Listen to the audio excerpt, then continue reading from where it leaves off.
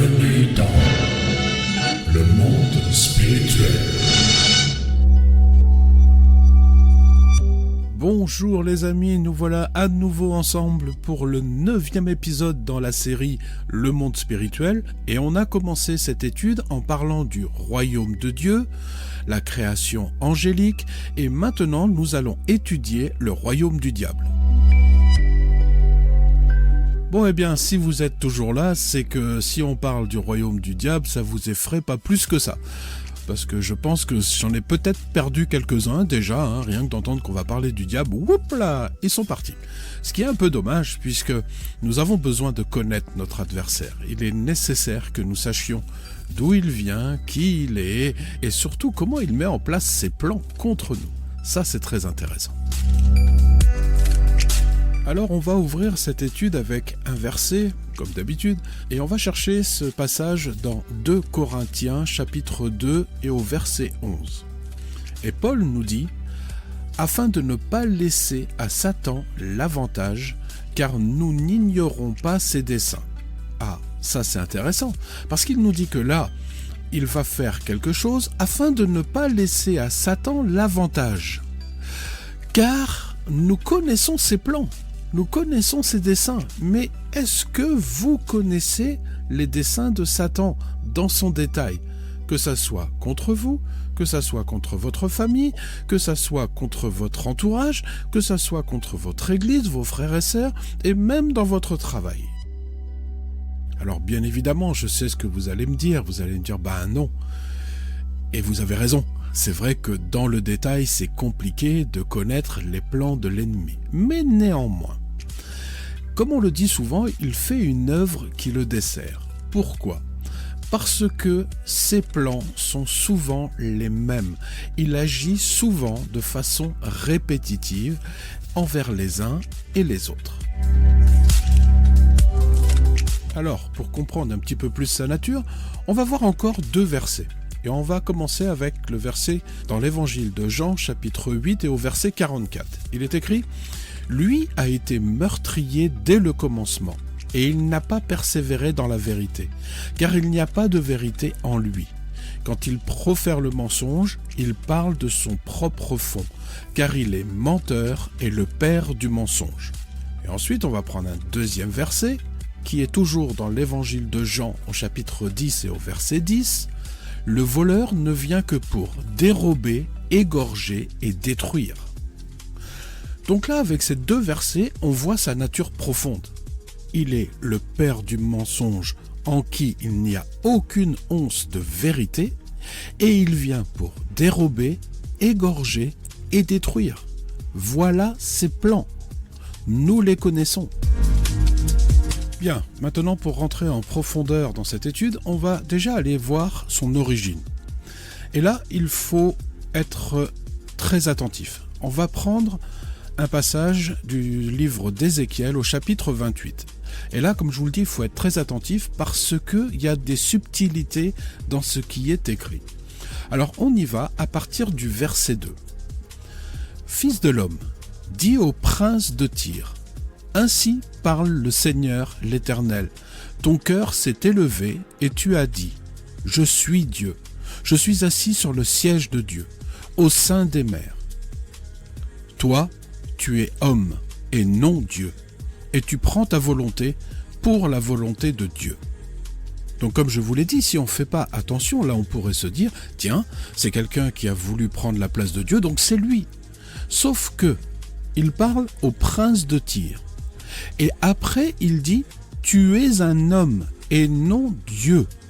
Donc on voit que là, il ne s'adresse pas à une puissance ou un être angélique, mais il s'adresse véritablement à un homme. Il dit « Toi, tu es homme ».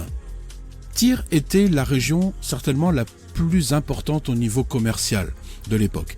Donc c'était une région qui était très riche. Et le prince de Tyr était donc très riche, et on peut comprendre que dans son orgueil, il s'est élevé pensant que ses décisions venaient directement de Dieu et il pouvait se prendre pour un dieu, chose qu'il n'était pas puisqu'il était un homme. On va continuer cette lecture. On est toujours dans le livre d'Ézéchiel au chapitre 28, mais on va aller au versets 12 et 13. Et voici ce qui est écrit. « Fils de l'homme, prononce une complainte sur le roi de Tyr. Tu lui diras, ainsi parle le Seigneur l'Éternel. Tu mettais le sceau à la perfection, tu étais plein de sagesse, parfait en beauté. Tu étais en Éden, le jardin de Dieu. Tu étais couvert de toute espèce de pierres précieuses, de sardoïne, de topaze, de diamant, de chrysolite, d'onyx, de jaspe, de saphir, d'escarboucle, d'émeraude et d'or. Tes tambourins et tes flûtes étaient à ton service, préparés pour le jour où tu fus créé. » Un petit peu plus loin, au chapitre 14 et 15, « Tu étais un chérubin protecteur aux ailes déployées. Je t'avais placé et tu étais sur la sainte montagne de Dieu, tu marchais au milieu des pierres étincelantes, tu as été intègre dans toutes tes voies, depuis le jour où tu fus créé jusqu'à celui où l'iniquité a été trouvée chez toi. » Et c'est là aussi où il faut faire très attention dans le texte. Vous vous rappelez, la première fois, il parlait au prince de Tyr et il disait « Tu es un homme ». Sauf que là, la complainte, elle s'adresse au roi de Tyr. Ce qui veut dire qu'il y a quelqu'un au-dessus de ce prince de Tyr, qui était un homme, il y a un roi. Il est appelé le roi de Tyr. Et on le voit dans la description que c'était quelqu'un qui était parfait, plein de sagesse, parfait en beauté. Il dit même qu'il était déjà en Éden, le jardin de Dieu. Oh, là ça nous donne déjà une première information.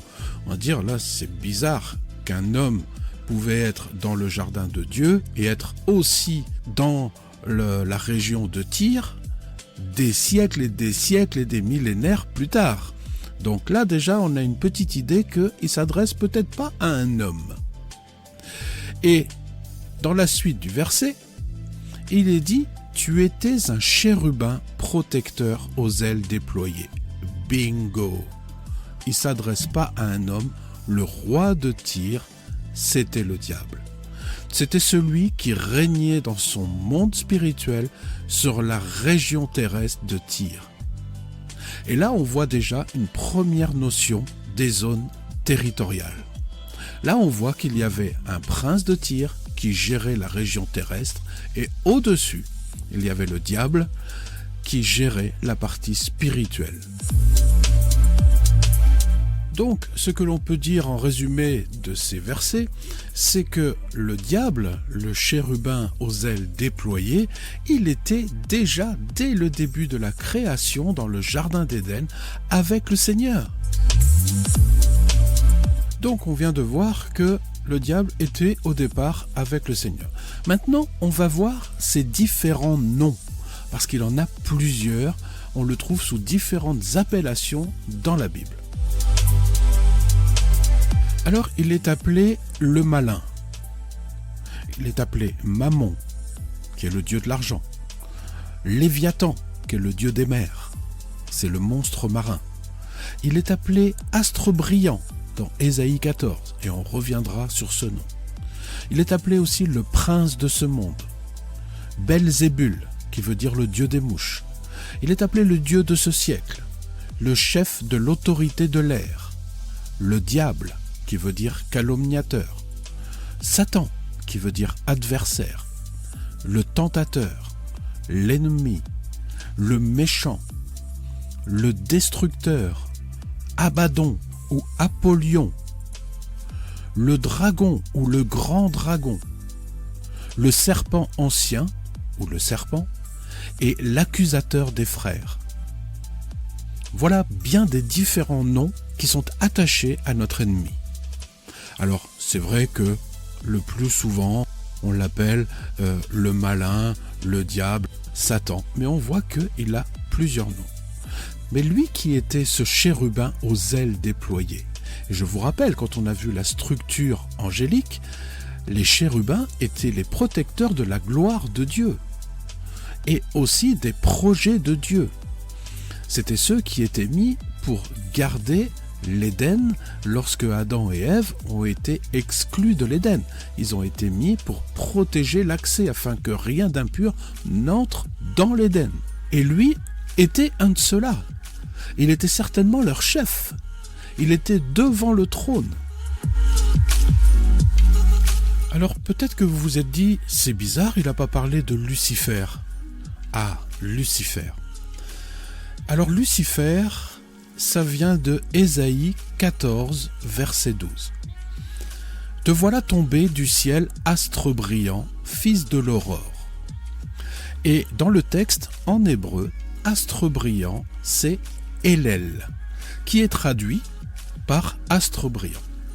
Mais quand la Bible a été traduite, la première version en latin, ce qu'on appelle la Vulgate, eh bien là, la traduction parle de Lucifer. Le mot Hélel devient Lucifer en latin, qui veut dire porteur de lumière.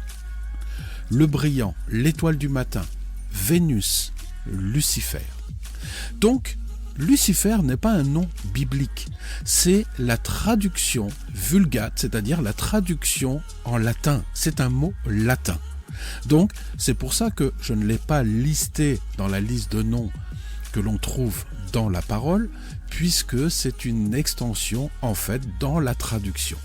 Et même si ce nom est couramment utilisé, ce mot de Lucifer, tout le monde comprend qui est Lucifer ou de qui on parle lorsqu'on nomme ce nom Lucifer, eh bien, ce nom ne se trouve pas véritablement dans la parole. Voilà les amis, c'est la fin de cet épisode. Nous reviendrons la prochaine fois et nous continuerons à étudier le royaume du diable parce qu'il est important de bien discerner qui il est, quelle est son œuvre et où il règne et comment il peut nous manipuler et nous avoir dans ses pièges et dans ses filets. C'est important de bien discerner tout ça. Donc les amis, je vous dis à très bientôt. Je vous embrasse tendrement dans l'amour de notre Seigneur Jésus-Christ et avec tout mon amour, je vous dis à très bientôt. N'oubliez pas que vous pouvez retrouver le texte intégral de ce podcast dans notre site internet www.réparateurdesbrèches, tout en minuscules, tout attaché et tout au pluriel, .fr. Vous pouvez nous adresser vos questions à réparateurdesbrèches, tout en minuscules, tout attaché et tout au pluriel, @gmail.com.